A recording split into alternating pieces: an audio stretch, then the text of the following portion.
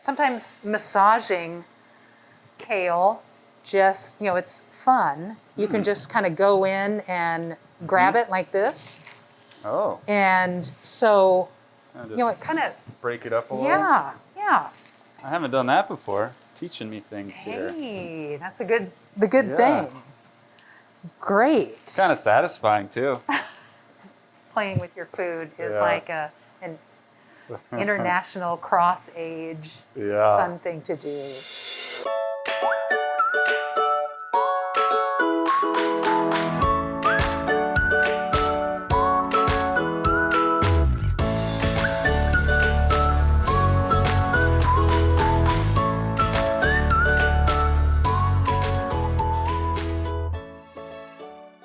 Hi everyone, I'm Lynn Keenan and welcome to Clinic to Kitchen, the kitchen cooking show from North Olympic Healthcare Network that allows us to eat good, reasonably priced foods and talk with some of the practitioners from North Olympic Healthcare Network.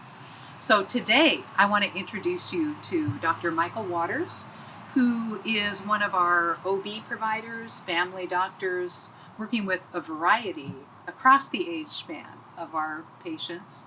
We're going to cook up some good stuff today. I think so. I'm pretty excited. Ready to start cooking? Ready to go. All right, let's do it. Okay. Well, welcome to Clinic to Kitchen. I'm Lynn Keenan and I'm here with Dr. Michael Wauters. And Dr. Wauters is one of our family doctors at North Olympic Healthcare Network. And we're going to talk especially today about eating well during pregnancy and shortly thereafter, before and after delivery of babies. Mm-hmm. And just a reminder, we're going to be cooking out of this fabulous book. It's called Good and Cheap. And if you think you might like some of the recipes that we're working on, you can get this book. Well, you can get it on Amazon, or you can pick it up at First Step Family Support Center, where we're filming, and at North Olympic Healthcare Network at either one of our clinics, free of charge. And then go crazy cooking good food on a budget. Yeah, there's a lot of amazing stuff in there. Lynn gave me a copy. I heartily agree. Good. Well, I'm really excited about our session today, and I know a lot of people who do come to First Step Family Support Center and to North Olympic Healthcare Network are going to be watching this. They might be newly pregnant or in the midst of their pregnancy adventure, and so I'm excited to be learning from you about what might be some good things to be aware of around eating and food and how often and how much and what to maybe add more of, be careful about. And so I know you have some good things planned for us, including some nice, easy ways to remember what some of the really important things might be. Acronyms are helpful. They helped get me through medical school, and I still use them. All right, great. Good. Well, tell us a little bit about what you do talk with your newly pregnant patients about food, about nutrition, when they say, "Doctor, what can I do to eat well as I grow this little being?" Definitely. So I think if you're going to get pregnant, it's helpful to even start implementing this stuff even before then, to sort of charge your system up and have everything there. But it's never too late to make some adjustments to be eating more in a healthful manner. And once you're pregnant, definitely more so. I think one of the key things that I try to stress is trying to use as many whole foods as possible. And what I mean by that is things that haven't been sort of broken down into little parts and made into something else. And so whether that's whole grains or vegetables and fruits, lean meats, nuts, these types of things, they're food in its sort of original form, and they're going to come with a lot more nutrients and a lot more fiber and things that are going to be really good for mom and baby. And when we get to that acronym, that kind of goes into some specific ones. But that is sort of the general one-liner I might sort of share with my patients to kind of focus their eating on. Great. I could just imagine really wanting to eat really nutrient-rich foods and just give my baby the biggest boost I could possibly give him or her in utero. Definitely. We oftentimes see this as a time when people can really change some habits because they're all of a sudden doing this, not just for them, but for their little one to come. And oftentimes as a side benefit, other people in the family can benefit as well. I have this feeling that you're going to say what's good for new moms is good for everyone across the age span, even people that look like me, who, in our 60s and 70s and 80s, who are. I think there's a lot of truth to that. Like, what's healthy for a pregnant woman is, for the most part, healthy for all human beings. But there are a couple specifics that I think are worth touching on. One of them is folate or folic acid. That's usually included in a prenatal, and the recommended amount is 400 micrograms, and that should be included, that or even a little more in every standard one. But folate, there's a little bit of a difference between folate and folic acid, and it's easier for the body to absorb folate, which is the natural form found in foods, and there are quite a few whole foods that have quite a bit of it. And we realize that this is a very important nutrient in particular because it helps with the formation of sort of the spinal column to prevent spina bifida. A lot of people know about that. And you can get a ton of it from your diet. So definitely important to continue prenatal, but why not supplement in this form that's easier to absorb and just really make sure your stores are up. Some of the common ones, lentils, a single cup of lentils is 90% of your daily value just right there. Asparagus is also quite high, just a half cup is upper, I think about 37% of your daily value. So if you had a cup of lentils and a cup of asparagus, that's double on the last number. That'd be like almost 160% of your daily value of folate, the easily kind of absorbable form right there. And there's lots of ways to prepare those in a delicious manner. Not the most common foods for everybody, but a lot of nutrients there. Yeah, and I think we're going to use some lentils later in Those one look of our like recipes. lentils. Great. Well, what else? I really am kind of dying to know about. Why we wrote that up there. Yeah, it has nothing to do with bombs or violence. Oh, okay. But this is an acronym that are some foods that really incredibly high amount of nutrients for how many calories they carry. So it's something easy to remember. And I guess ideally, I like to go through this with patients and advise them if it's possible to get at least some from each of these categories on a daily basis or a close to daily basis. You're really going to be setting yourself up for good health and helping grow the baby in this case. So the top of the list, arguably maybe the most important, although they're all important, is G is for greens. And that really spans a pretty wide spectrum from things like just salad greens, which are pretty common. I don't know if iceberg lettuce quite qualifies, but the greener the better. But kale, mustard greens, I would even lump broccoli or cabbage in there as well. So they're not maybe all purely green. Cabbage obviously comes purple. But that sort of greens is a big category. Next one here is beans, which is really what are known as legumes, and there's quite a few of those. Lentils is another common one. We were just talking about the incredible amount of folate. Well, they also have an incredible amount of fiber. They have a lot of protein. I think beans and legumes are eaten pretty commonly in lots of parts of the world, but not always as much here. But it's one of the things that I really recommend be a staple of everyone's diet for the protein and fiber and other nutrients. O stands for onions.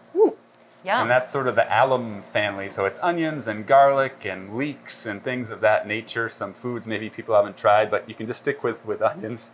And there is actually some evidence to suggest that eating a little bit of it raw brings some benefit that you don't get if you fully cook it. Cooking it, you still get a lot of the good stuff, but the fact that it makes you cry some of those same nutrients, well, when you cook them, a lot of those get broken down. And so sprinkling just a tiny bit on a salad raw, if you can handle it. Sometimes in pregnancy with nausea, there's times where not everything is permitted, but some benefit to a little bit of raw.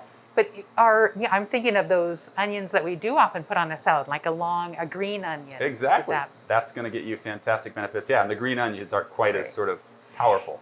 Yeah. Yeah, a little easier to handle. Good point there. M is for mushrooms.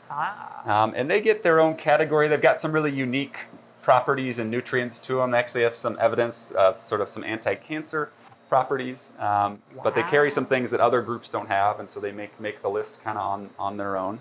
The second B is for berries, which I kind of use as the whole fruit category. I think if you can't get whole fruit sometimes seasonally or cost-wise, it's a little tricky.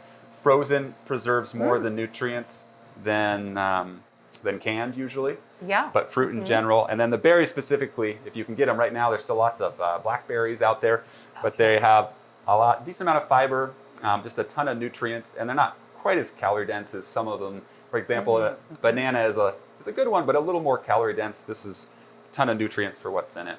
Great. And then the last one, S, is for seeds, kind of a seeds and nuts category. All right. And there's a whole wide variety out there. One that I like to mention sometimes in pregnancy is a walnut. It's really high in omega-3 fatty acids, which a lot of people have heard about. Salmon and some other fishes have those. But those are important in getting incorporated kind of in myelinating or sort of insulating and helping create the brain of the baby. So you really want a lot of healthy fat during pregnancy, and nuts and seeds can include those. They also have a lot of other kind of properties. Neat. So that's sort of a list of things that, in my experience, aren't always being included, but pack a real punch to help grow a healthy baby. Fabulous. And so great for snacking, for meals. I can think of so many ways to incorporate all of these. Definitely. Who doesn't like to just go berry picking right now and knowing that that's really helping? Yeah, my daughter's face has been smeared with purple almost a daily basis recently. It's that time of year. Yeah. I love it. Well, I challenged myself to find some foods to just see, could we, with our recipes that we have today, hit all of the categories? And correct me if I'm wrong, well, by the end of our time together, see if we haven't gotten everything on the list. Okay, impressive. Okay, well, one thing that we both were really kind of looking forward to making was quinoa. Because it's so nutrient dense and so easy to make. And so I made a big pot of quinoa before you got here because it takes a while. And I just wanted to show everyone what quinoa looks like before it's cooked. Pretty small little. Yeah, they look like little grains of. Little grains, yeah. And just a tip, a cost-saving tip. I got this in the bulk section at Country Air, and I happened to notice then there was another bag, a commercially bagged product, and it was twice the price of getting it bulk. So definitely go for the bulk when you. I do believe SARS has a decent bulk section. Great. I've been there, and I think they have quinoa as well. And I know a lot of times they're putting out as kind of cost savings, so that could maybe even be another place to look. Excellent. Great. Well, I understand that quinoa is super high in protein. In fact, it's a full protein. It has all the amino acids. So like meat and milk products are complete proteins, so is quinoa. Yeah, so classically we talk a lot about combining things like maybe doing lentils plus rice to get all of the proteins, but you're right, quinoa is kind of a unique one. It's definitely one of those a superfood. Nutrient-rich foods that I think you were talking about. And so what I don't know about you, but when I'm thinking, especially when I have time to make breakfast or go out, the first thing I do is think about, do I want savory or do I want sweet? Like, do I want an omelet or do I want pancakes? And so I was blown away because I kind of stole in the book from just ideas that she has here. And in the quinoa, the breakfast quinoa, she recommends berries. And she has this coolest trick, which I did. And she has, hey, Michael, I made us some. Oh, cool. Yeah, she uses berries, and I did that too. And she says, break your berries in half and cook half of them in with the quinoa. So you can see it's got kind of it's got some reddish sort of tint to it. So you already mixed in some of the raspberries? I did. I mixed half of the raspberries in. And I'm sorry, we only get like these little miniature bowls because we're going to be eating so many things today. Okay. So, so this was sort of the sweet thing. And in fact, she does in the recipe have some sugar. Because our diabetes educator suggested maybe we use agave syrup in our diets instead of white sugar. Has a little lower glycemic kind of index score. Yeah, kind of keeps the blood sugar at a more stable rate. And I like cooking with it too because it is a liquid, so I don't have to worry about things dissolving. So, I forgot to put it in. You put the sugar in at the end, and then there you have this grainy thing going on. So it's really a great cooking tool too. But anyway, I did a sweet version, and then I thought, I love this section, and nobody wanted to do a cooking class on things on toast. But I personally love this section she has where she does like a whole bunch of different toppings. So many things on toast for great snacks and meals. And so I thought, why is it just for toast? So I took a couple of her recipes from things on toast and including I did the mushrooms and I did this thing that she said her family gobbles up before she can ever get any. I did a broccoli kind of thing. That looks delicious. So I was putting this together. And now you've got a savory option too. So now, it is a pretty unique. A lot of these grains don't have a super, super strong flavor, and so you can kind of take them whatever direction you want. Yeah. Yeah, so I made you a bowl here too. And we could add mushrooms. I think it'd be great to have mushrooms and a fried egg. But it's an opportunity to kind of mix and do a variety of things. And so I'm just thinking of your list, because I think I get some points here. You've got quite a few of them on here. So I got berries, right? Definitely. And mushrooms. Uh-huh. And oh my goodness, this I think we could put that in broccoli. greens. It's not a leafy green, but it is part of the cruciferous family, which is kale, and so I think that's greens go with greens. up there. Yeah. And just I think you stir fried. I think I can smell some onions or some garlic in there at least. I mean, when I took the lid off, that was quite an experience. So some onions and garlic.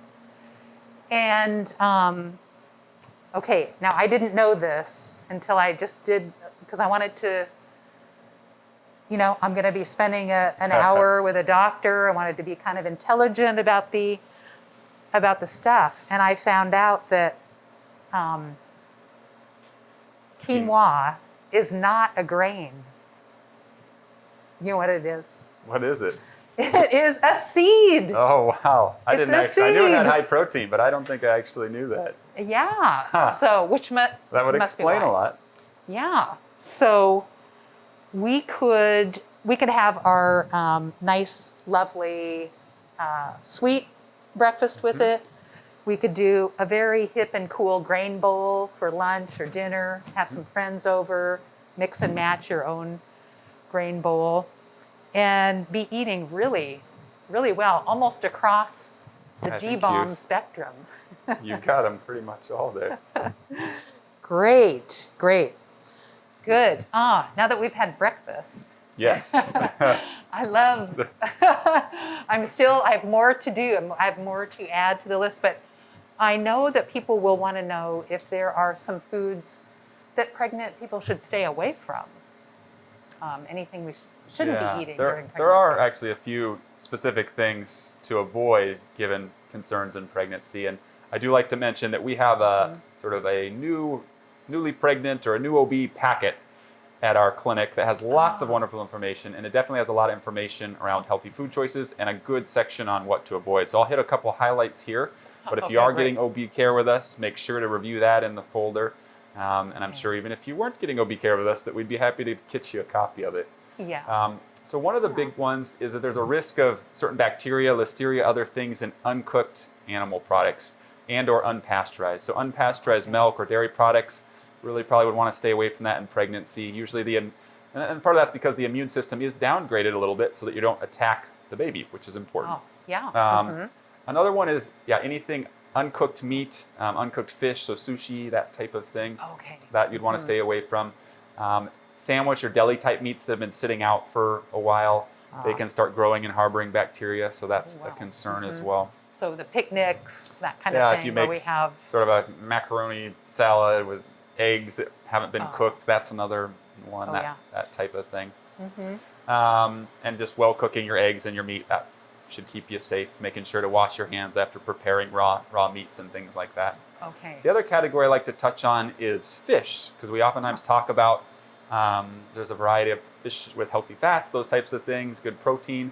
In pregnancy, you need to watch a little bit because certain fish concentrate toxins like mercury or dioxin in their tissues a little more. And we don't really want a lot of that anyways, but definitely when you're growing a baby, that's something to be careful about.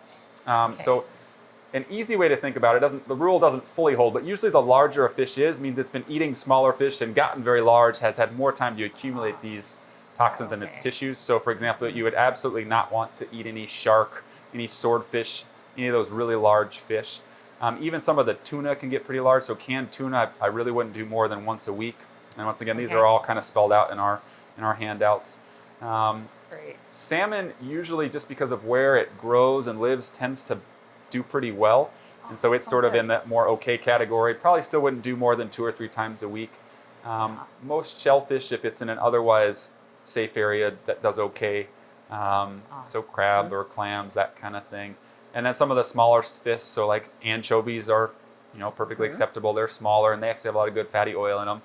Tilapia fillets or something you can get, and that's another one that's on the okay list. But would recommend either reviewing our handout or reviewing with your doctor kind of the details there. But just in general, it's a little word of caution on the fish, and then more the uncooked animal products in general are the main ones I point out. Great. Very, very helpful. Good. Okay. Well, I did want to maybe mention one quick thing on this list, because you might ask, well, there's no animal products on this list. Are animal products bad in pregnancy? And that is definitely not the case. This is sort of a list of foods that, based on how much sort of nutrient per calorie ratio, they're just incredibly high. They're also ones that I find a lot of times people aren't including in their diet. And so I like to bring this across especially. But definitely lean meats, eggs, the fishes that we talked about that are on the okay list, kind of the lower fat, higher protein dairy. It's like a Greek yogurt type of thing. Those can all be really great choices in pregnancy to make sure mom's getting enough protein, which is the need is increased a little bit. So I did just want to point that out real quick. That one doesn't really need to just be vegan or vegetarian. In fact, it's very possible to be a very unhealthy vegan or vegetarian. I think the key is the whole foods, and then definitely okay to choose some of those animal products on the healthier side. Great. Good. Wow, tons of information. Thank you. Well, I want to, we had talked about including a salad because salads are fabulous. Well, fabulous to eat this time of year when it's still warm. And in our book, we have a Caesar salad, but it's made with kale instead of, I think Caesars are usually made with romaine lettuce. But I've heard people call kale the queen of greens, the sort of the top of the heap of greens, just really being nutrient rich and antioxidant rich.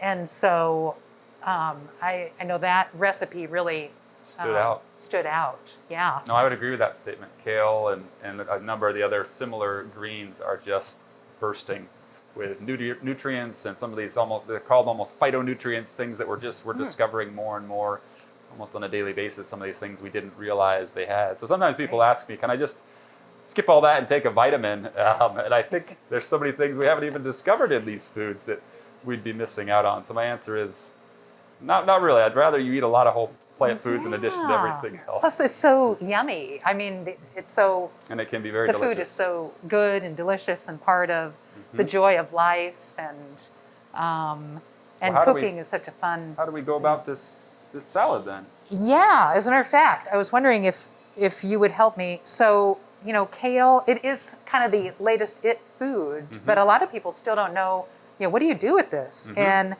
we're going to eat just the leaves. And so to do that, you kind of grab and do a little tug of war and strip the leaves right off that. So can I enlist you?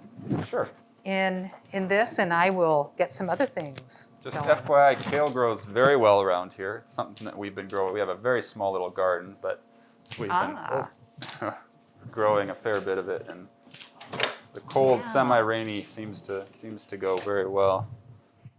And it does. It has a long growing season, right? So it does. Yeah, it keeps going well into the fall. We've had some go the whole year round, like a year and a half before they sprout. Wow. A year and a half? They go over winter? Yeah, they have. Yeah. Whoa. Oh, this looks great. Also, I've heard that kale is so fibrous, and fiber is kind of a fabulous. It's not a nutrient. It's an aspect of lots of greens and other foods, grains, that really we're just finding out how great it is for the body. Both the bulk of it, but also the chemical breakdown with water-soluble fibers. Oh yeah, there are different kinds of fibers. For example, this sort of roughage kind versus what's more in beans is a little different, but both of them are very valuable for the body. And most Americans, I'd say probably quite a few pregnant women, are not getting nearly enough fiber in their diets. So this salad is a great way to get in a lot of fiber in one go. And I recommend a lot of my patients, pregnant women included, to really start off their dinner with just a big salad and throw on nuts and fruit and other just as many things as they can think of to try and just get a power-packed punch start to the dinner. I don't think I'm as good at you sliding these off, but I think I got them at the end. I asked you to help, and then I asked you a bunch of questions, so that's not altogether fair. Yeah. So one thing that I've learned is that sometimes massaging kale, just it's fun. You can just kind of go in and grab it like this. Oh. And so it kind of break it up a little. Yeah. I haven't done that before. Teaching me things here. Hey, that's the good thing. Great. It's kind of satisfying too. Playing with your food is like an international cross-age fun thing to do. This would be a good step for kiddos. It's always fun to involve them in the kitchen early and get them excited about food. And would you massage the kale, please? Yeah. Well, let's see. How do you like to do your kale? Do you like? I just kind of tear it up and tear it or chop it, because I don't know. Some of these are still a little big and it can be a bit of a mouthful. So I oftentimes chop. That looks like a nice sharp knife. Yeah. Which is I would say a good thing. I think if you can control it, probably a little safer than a dull one. Would you agree there? Absolutely. I think a lot more knife-related injuries happen with dull knives than sharp knives. So, yeah. Well, how about if we just kind of chop up a little? Sounds good. Do it in batches here. Yeah. And I wanted to just note the recipe that we have in our cookbook. Does ask, it's a sort of a classic Caesar, so she asks for a raw egg, but I think I've tried it, it's great without the raw egg, so we're not doing, let's face it, it's not a classic Caesar when we introduced kale. That's true, this is the super pregnancy Caesar. And raw egg would really not be advised in pregnancy, so. Yeah. Great. And no harm done. I'll bet you a lot of people leave out the raw egg. Yeah. We don't really do raw eggs much in our country. Not a whole lot. So so I got all of our ingredients. Oh, you know what? Is a neat thing we could do is I put these over here, but maybe I should have left them on here because we can make the dressing right in the bowl. What if we put it back in? Can I get you to put the colander? Yeah. Yeah. And we'll do it like this. So you mentioned no big fish, but she Ooh, what do you does got there? ask Oh. for an anchovy. Is this small enough? Yep. No. And size is the Okay. general rule because salmon are on the okay list, but oftentimes it's the smaller ones that haven't accumulated as much, and anchovies definitely fit in that. So All right. yeah, I wonder if our viewers have had anchovies. I don't know if I've had anchovies, but Ah, okay. Well, they're flavor bombs. They're great. I You know, they're definitely know they kind have a lot of good fatty acids in them. Okay. Real oily little fish, which is Yeah. Wow. Even when you're out hiking or backpacking, you haven't taken a tin of anchovies. I don't know if I have, Wow. but I think I will now. Okay. Yeah. So yeah, I know people like them on pizza, anchovies on pizza. So let's put that in there. And how about this? What if I put this stuff Got a in? little, Is just there olive oil? This is olive oil. Want to grab the whisk? Sure. And yeah, here's olive oil. Just your classic stuff. Here's some fresh squeezed lemon All right. and a little Dijon mustard. And I think the Dijon is in there for flavor, but also, Doesn't it lemon help kind of and bind it? yeah, exactly. It binds the lemon and the oil together.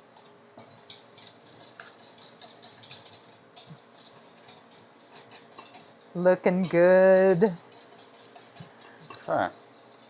Ah, good. And let's see, any concerns about salt or? I mean, in general, trying to not eat an excessive amount of salt is a good thing. Interestingly, a lot of times in pregnancy, women suffer from being kind of a little dizzy or lightheaded due to the changes in blood flow. And so for most women, a little extra salt probably isn't a bad thing then. I definitely recommend people stay well hydrated. I don't know if we've touched on that. Really till your pee is pretty clear. If it's a hotter time of year, sometimes closer to a gallon of water really is needed. And it can help prevent constipation, help prevent headaches, help prevent kind of lightheadedness or wooziness. So a little extra salt, not a bad thing, unless you're dealing with like a high blood pressure and pregnancy issue. But your doctor would be reviewing that with you, and that's not too common. Okay, great. How about like a couple 3-finger pinches? Little pinches there. Okay. Stir that in. Yeah, great. Okay. Okay. Oh, you know what? The author suggested an anchovy in the broccoli as well. Oh. That goes on toast or quinoa. Oh, the topping we'd made earlier? Yeah. So check out the broccoli before you leave. Okay. Okay. Hey, what if I take that from you? I'll put it in the sink, and then we can just put the kale in there. And then kind of stir it up. Yeah. And you don't even need to use your hands because look what they have. Oh, wow. All the doctors want these. We eat this way to prevent that happening.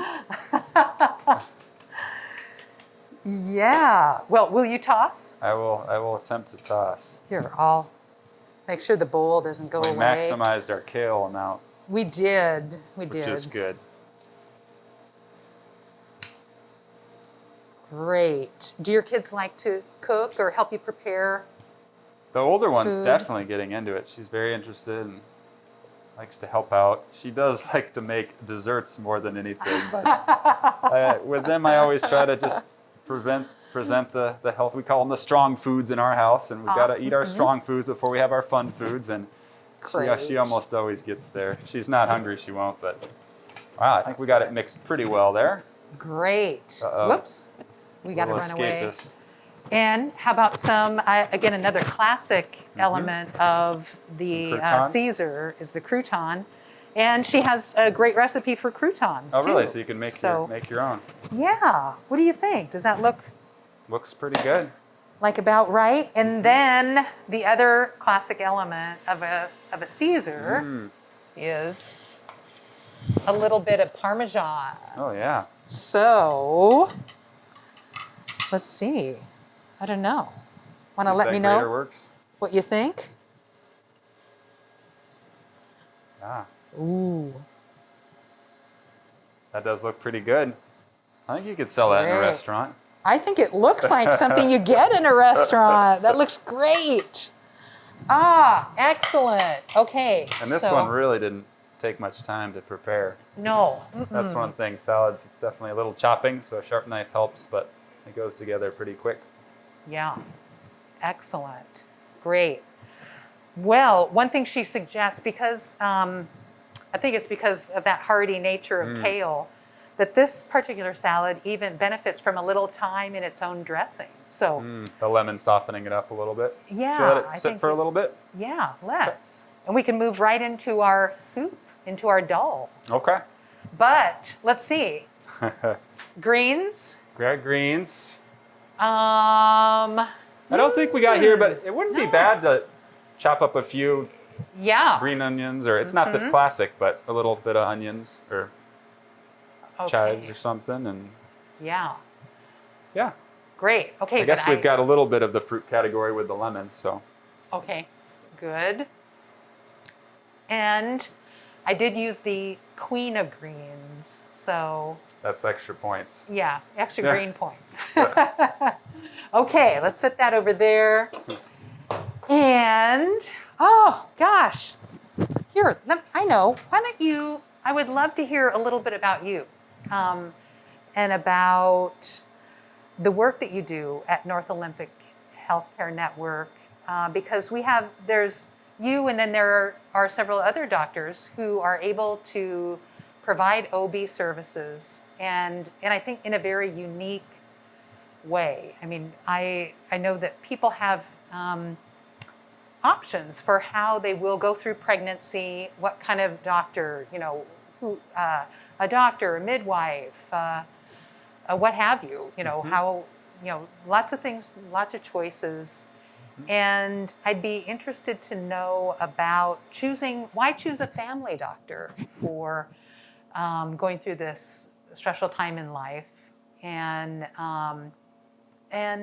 we'll start there. I don't want to pile up my questions because I want to be sure to learn a little bit about what brought you to family medicine and especially OB work. But yeah, what is this about a family doctor? I think it's a little bit unique. Part of it, that element of taking care of women through pregnancy and beyond is what drew me to this. We can touch on that more later if you want.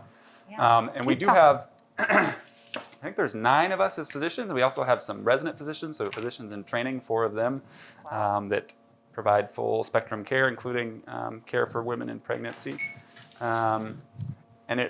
We really offer a pretty comprehensive service in that we can do the prenatal care, and we can also offer the care for mom and baby afterwards, whereas most midwives or OB doctors, their care, they either can only just take care of mom, or then they can only take care of baby for a little bit, and then a pediatrician or a family doctor has to take care of the baby. So that, I think, is the most unique aspect, is that continuity that we really see and work with people through the pregnancy.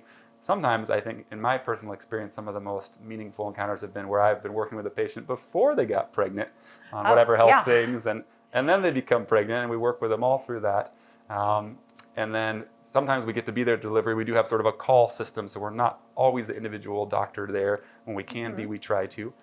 But then the postpartum period, working with the new baby, we get to take care of them as family docs and still taking care of mom, seeing them both at the same visits and helping them as they grow up. So kind of, we always say in family medicine, kind of cradle to grave, and it really is an honor and a privilege to work with people through this amazing transition in their lives. Yeah, wow. Well, yeah, tell me a little bit more about what brought you to, medicine and family medicine in particular. I'm always interested in learning what brings a person to this work. Yeah, well, I did have an example in sort of the healing or health professions. My mom was a nurse for her career, so I saw that growing up, and that kind of gravitated towards biology and learning about the body, and was getting the time of, well, what do I do with this interest? And medicine seemed a fantastic way to meld sort of that passion for that science and knowledge with really trying to make a difference and help folks out.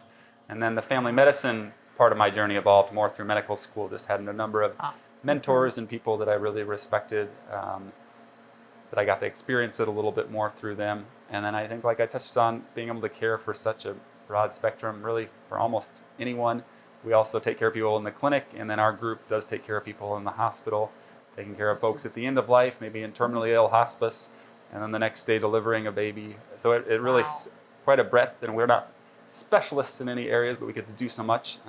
Yeah. But that's really been really fascinating for me. Wow.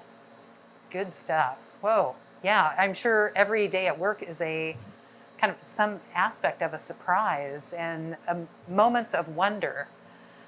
There definitely are. I'd say the moments that probably are the most wondrous, there's a spectrum of them, but working with families as they bring their newborn into the world, I think is, out of the top 10, that might be 8 of the 10 of the most amazing moments is working with families in that regard. Is there any way to describe that feeling of delivering a baby and what that's like to be in that remarkable moment with a family?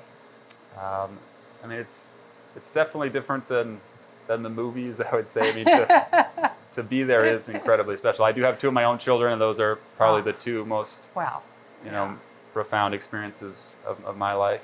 Yeah. But then to work with families, especially when you've worked with them along the way, but even if not, just if you're the doctor on call for that moment and happen to work with them, to help them bring their child, whether it's the first or whether it's a subsequent, into the world, really is, for me, fairly indescribable. It's the joy and the elation and the tears, and they've worked so hard, and it all just comes together. And then to get their baby onto them and hear its first cries, it is one of maybe the most remarkable part of what we get to do as family doctors. Wow. Whoa, sounds like kind of a sacred space, a sacred time to be there. Ooh. From the sublime back to reality, though, we have one more dish. Okay. Because I still have one more. Yeah, I don't think we've quite hit our legumes. We have not. Our beans. So we had looked at dal, which is food from India. And so I wanted to show just a couple of options because I want to do what our author has done in the book. And then I wanted to show a special something to make it not better, but a little bit different. Little option. Yeah.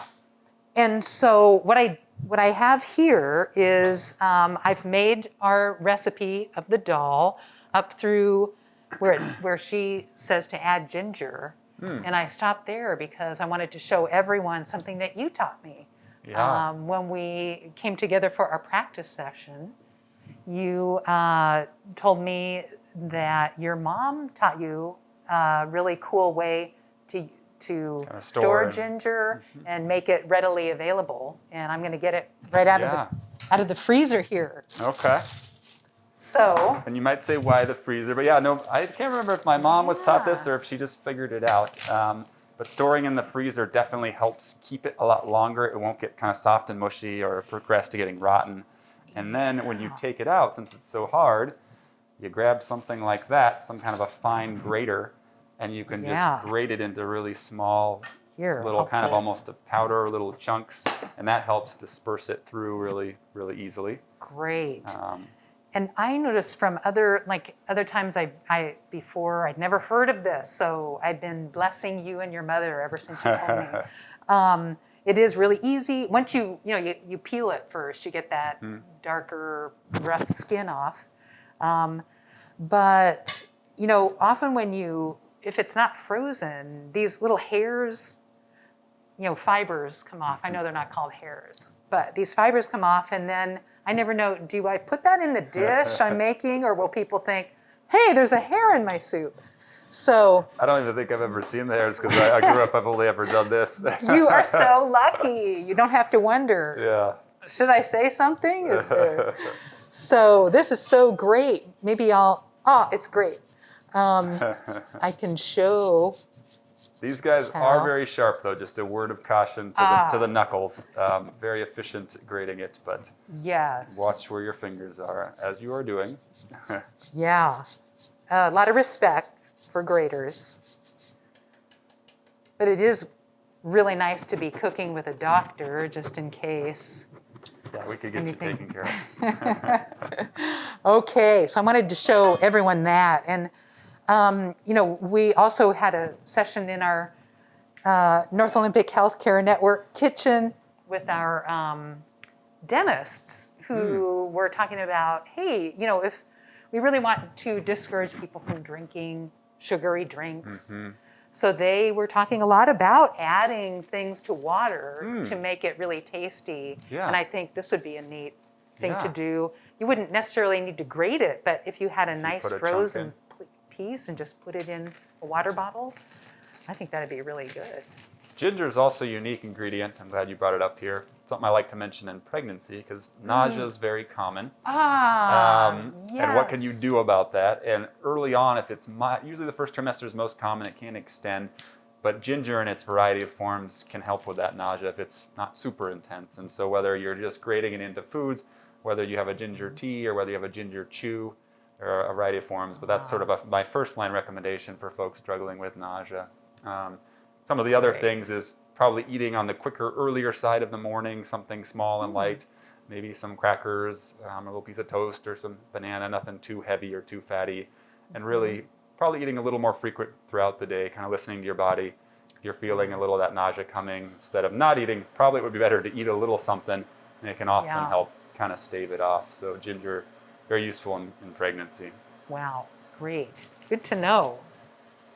Good. Okay, so I just added that, and I think, I'm just guessing, she had us cook the onions and garlic and cumin beforehand, just so we can get that really nice fresh ginger flavor in there. So after the ginger, she says to add the lentils, and lentils come in many varieties. These cute little orange ones. There are green, there's brown, there's red. Yeah. I love these, and I love using these in so many things because they don't need to soak. They just can cook up really fast, and they're tasty, and they're pretty. One little trick my wife and I use is we do eat a lot of from this list. And sometimes people haven't cooked with lentils or beans before. You can buy them canned. Try to get the no salt if you can. But something that my wife actually discovered, kudos to her, is that lentils, pretty much in all their forms, if you put them in a rice cooker, will cook at the same rate as brown rice or actually even quinoa. And so you can put them in together and you get, even though we already learned quinoa is a complete protein, but with rice, then you get kind of more of a mixed or complete meal. And if you have some vegetables or something on the side and a sauce here, you're good to go. So lentils cook just like rice in a rice cooker. Great. Okay, well, she asked for 2 cups. Okay. And she says just put it in there and then add enough water to cover it. So let's see. I need more than that, don't I? Yeah, maybe a tiny bit. Okay. Something like that. Yeah, looks pretty good. Yeah, there's just about, I don't know, a half an inch above. That's about what we usually, just put a little over when we do it too. Okay, so there is, we're basically going to cook it down. And then when the lentils get soft, which again does not take long with these lovely little orange lentils, add some salt, some pepper to taste, and you've got what she makes is a classic dal. But she calls this thick lentil soup. And that reminded me that I'll bet you this would be a great recipe to actually make into a soup. And so I experimented a little bit because we're coming into soup season. It's going to start getting kind of cold. Doesn't feel like it today. But what's better than let's see. There are so many good soups, but lentil soup I think is so good. So what I did was I added about, let's see, we'll let that go. And what I did was I took her recipe and then I just added, maybe another 4 cups of, actually I used a combination of water and chicken broth. But you could use all water, you could use all broth, you could use a vegetable broth. But I wanted to just bring the amount of water up, and then I've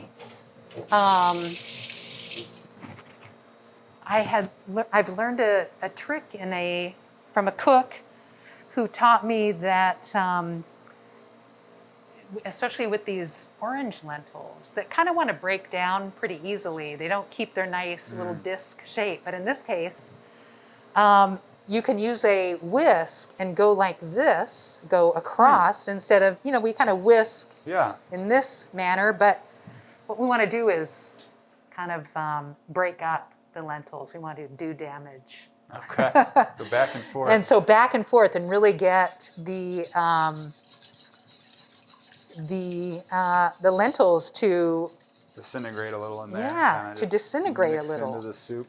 Yeah. So the more you do that, the more you get this really kind of rich, rich lentil soup. And it's really just this plus 4 or 5 additional cups of liquid, whatever you choose. Yeah. So now we've got a delicious soup. You could use the dal. I know in Indian cultures, Pakistani, they might use a little chapati and use it more like a dip as a soup. Or serve that over some rice or something like that too. Yeah. Lots of ways. Really versatile.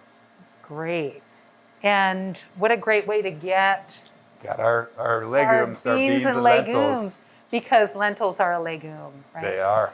And at the very beginning of our talk, you mentioned lentils because they are packed with folates, the natural form of folic acid. So yeah, this is a super meal in fact, if you had a little over a cup of this soup, since it's essentially just made out of lentils, I guess we added a little extra water, but maybe a cup and a half, you would get all the folate you really need for a daily requirement just in that one little portion of a single meal. So great. And all beans and lentils have quite a bit of folate, but the lentils in particular are just packed even more. Great. Excellent. And they're incredibly reasonably priced. So it's a really budget conscious way of eating. Which is something I really appreciate about this book. Yeah. Food can get very, very expensive. One question that I do have patients sometimes pose to me is, do I need to be eating all organic, or I can't afford to do that? How important is that? I think there are certain items that are sort of a clean 15 and a dirty dozen, certain ones that might soak up more pesticides than others, so maybe taking a look there. And if you can buy organic, trying to do the ones where it matters a little more, where maybe they get exposed. But if you can't, my best understanding from the research I've done is that the benefit of eating whole fruits and vegetables kind of outweighs any kind of residue. So that if you can't afford organic, I would much rather have my patients still eat lots of fruits and veggies of the regular type. And I think the net benefit is still going to be a lot greater. Great. Yeah, you're building up your capacity, your body's so many things, so many good things for the bodies. All those vitamins and nutrients in there. Yeah, great. Well, I think we have kind of like a perfect meal going here. And, it seems like some of the best conversations happen in the kitchen and around meals. And so I'm gonna go just get our salad, get a bowl, and a plate. But I was wondering if you would maybe talk a little bit about, because you mentioned you have kids, if you could do a little reflecting. It'd be really interesting to know if you'd be willing to share some of the best advice you and your wife got when you were having a baby. First or second. Yeah. No, it's been quite a journey. I think one of the most important things I'd mention, Lynn, is that it's important to know you can ask for help and that you should. I really think that we were meant to do a lot of this life in community with others, and this time of bringing a child in is beautiful but very intense. And so to not hesitate to reach out and ask for help. And I think that vulnerability really to me is a sign of being strong. And that a lot of my moms that are struggling more, maybe postpartum depression can creep up. A lot of times there's a big component of isolation, and that's really challenging. So I think that would be one of the things. Yeah. That was definitely shared with us that I would mention. Great. Good. Hey, we have the lovely, like unmatched foodware here at First Step, kind of like you do in your own home. Yeah. All the bowls might not match, but the food is going to be great. This food is going to be great. I like it. Yes. So, let's see. What do you think? I'll let you, I don't know if you want to continue to toss and then want to serve up some salad. Let's see. Wow. So,